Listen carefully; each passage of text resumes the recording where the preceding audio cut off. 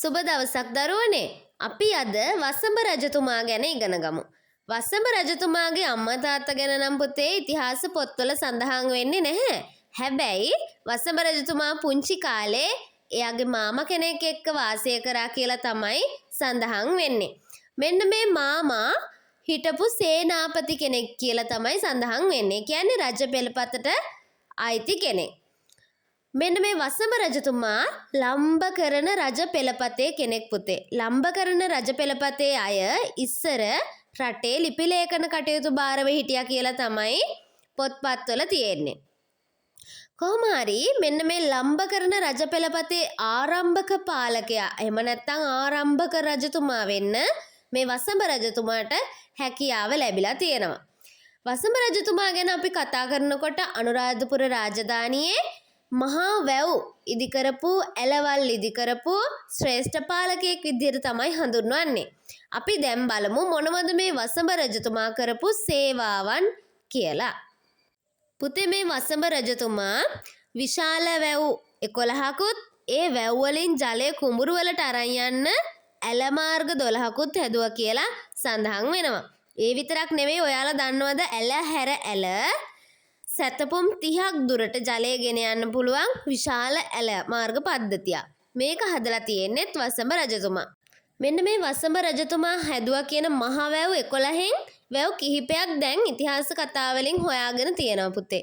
එක මයෙන්ති වැව වර්තමානයේ මහවිලච්චය කියලා හඳුන්වනවා. දෙවනියට මනා කැටිය එහෙම නැත්නම් වර්තමානයේ මානක් කට්ටිය වැව. වාතමංගන කියලා වැවකුත් හදලා තියෙනවා. ඒක වර්තමානයේ හඳුන්වන්නේ නොච්චි පොතාන කියලා. තව සුවිශේෂී මෙහෙවරක් කරලා තියෙනවා පුතේ. අර නාන්න ඉස්සර කාලේ පොකුණු තිබිලා තියෙනවනේ. අන්නේ පොකුණු වලට ඇල මාර්ග වලින් ජලය ගෙනියන්න උමම් මාර්ගයක් හදලා තියෙනවා. අන්නේ තාක්ෂණය වසඹ රජතුමාගේ විශේෂ හැකියාවක් පුතේ. ඒ විතරක් නෙවෙයි වසඹ රජතුමා ගැන හරි ලස්සන කතාවක් තියෙනවා. යමක් පිළිබඳව ඒ කියන්නේ යම් කිසි දෙයක් පිළිබඳව නුවණින් වටහා ගැනීමේ හැකියාවක් තිබිලා තියෙන වසඹ රජතුමාට. ඔන්න වසඹ රජතුමා මල් වලින් වඩාත්ම සුවඳම මල මොකද්ද කියලා හොයන්න පොඩි පරීක්ෂණයක් කරලා තියෙනවා. ඔය විද්‍යාත්මක පරීක්ෂණ වගේ නෙවෙයි සාමාන්‍ය අත්හදා බලන පරීක්ෂණයක්. වසඹ රජතුමාට ඕන වුණාලු මල් වලින් වඩාත්ම සුවඳම මල මොකද්ද කියලා හොයාගන්න. ඉතින් ඒකට රජතුමා මොකද දන්නවද කරපු පරීක්ෂණය?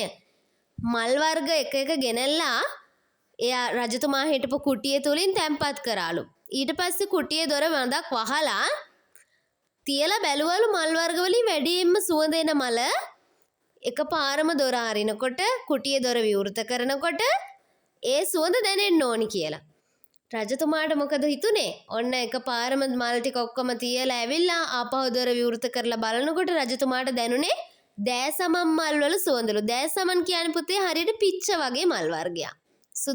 සුදු පාට පිච්ච වගේ මල් වර්ගයක්. මෙන්න මේ මලේ සුවඳ හොයන්න රජතුමා විවිධ පරීක්ෂණ කරලා තියෙනව නේද? ඒ විතරක් නෙවෙයි පුතේ නගර නිර්මාණය අනුරාධපුර නගර සැලසුම් කිරීම ඒ දේවලුත් මේ රජතුමා හොඳින් කරගෙන ගිහිල්ලා තියෙනවා.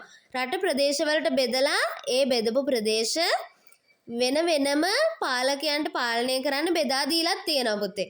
ඒ පිළිබඳව වල්ලිපුරම් කියලා රන් පත්තිරුවක සඳහන් වෙලා තියෙනවා. ඒ පත්තිරුව ලියලා තියෙන්නේ රජතුමාගේ කාල සීමාවෙදී තමයි පුතේ. තූපාරාමයේ වට කරලා රජතුමා වටදාගයකුත් හදලා තියෙනවා. වටදාගය කියන්නේ මොකද්ද? ඔයාලා දැකලා ඇති චෛත්‍යවල දැන් නම් නටබුන් වෙලා තියෙන්නේ අර සතර දිශාවෙන් කණු හිටවලා චෛත්‍ය ආරක්ෂාවට පියස්සක් බැඳලා තියෙන්නේ. අන්න ඒ වගේ. ඊට පස්සේ ඉසුරුමුණියේ පොහොය ගයක් නිර්මාණය කරලා තියෙනවා. සිතුල් පව්වේ දාගබක් හදලා තියෙනවා. ඒ විතරක් නෙවෙයි තවත් උපක්‍රමයක් පාවිච්චි කරලා තියෙනවා. රජයේ මුදල් හරියට පරිහරණය කරන්න රජයේ වැව් වලින් ජලය ගන්න මිනිස්සුන්ගෙන් බදු අය කරලා තියෙනවා. මේකත් එක අතකින් බැලුව පුතේ හොඳ ක්‍රියාමාර්ගයක් තමයි. එතකොට ජලයේ වටිනාකම මිනිස්සුන්ට එක පැත්තකින් දැනෙනවා. ඒ විතරක් නෙවෙයි රජයේ නඩත්තු කටයුතු වලටත් මුදල් හම්බෙනවා. ඒ මුදල් වලනුත් ජනතාව වෙනුවෙන් තමයි සේවය ඉටු කරලා තියෙන්නේ. ඉතින් පුතේ මේ තරම් විශාල සේවාවක් බුදුදහම ගැන බලලා තියෙනවා. රාජ්‍ය කටයුතු පිළිබඳව අවධානය යොමු කරලා තියෙනවා. හොඳ සැලසුමක් තිබිලා තියෙනවා. කෘෂිකර්මාන්තය කියන්නේ කෘෂිකර්මාන්තයට අවශ්‍ය ජලය සපයන්න වැව් ඉදි කරලා ඇල මාර්ග හදලා මිනිසුන්ගේ අභිවෘද්ධිය ගැන හිතලා කටයුතු කරපු බුද්ධිමත් පාලකයෙක් විදිහට වසඹ රජතුමාව හඳුන්වන්න පුළුවන්. වසඹ රජතුමා අවුරුදු 40ක් ලංකාවේ රාජ්‍ය පාලන කටයුතු සිදු කරලා තියෙනවා පුතේ. මේ අනුව අපිට වසඹ රජතුමා පිළිබඳව කතා කරලා අවසන් කරන්න පුළුවන්. ස්තුතියි.